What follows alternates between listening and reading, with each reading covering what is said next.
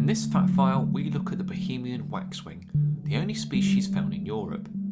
Waxwings get their name from the long glossy red tips to the feather shafts in the middle of their wings. They're a starling-sized bird with a wingspan of around 32 centimetres. They have peach-brown plumage and a characteristic crest.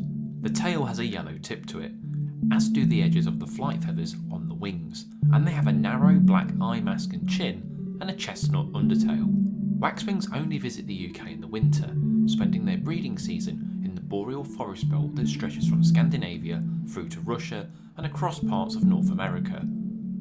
The numbers that reach us depend on availability of berries on the continent. In years where the abundance of berries is low, birds have to move away to find food elsewhere. Berries are incredibly important for waxwings in the winter, and they typically eat 800 to 1,000 berries a day, roughly twice their body weight. In the breeding season, however, they feed mostly on mosquitoes and midges, so it's not unusual to see birds that are still here in the spring feeding on insects, flowers and tree buds.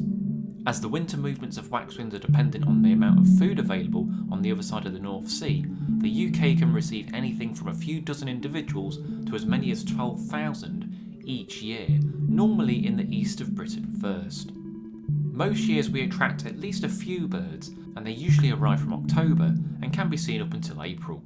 Our native rowan is a favoured plant of waxwings, but they'll take other native and non-native sorbus berries, including hawthorn, cotoneaster and rose hips. If they're in the area and you don't have berries, they can be attracted into gardens using halves of apples hung from a tree. Supermarket car parks are a classic place to see these birds, as they often have ornamental shrubs with berries. Thanks for watching. Don't forget to like, share and subscribe.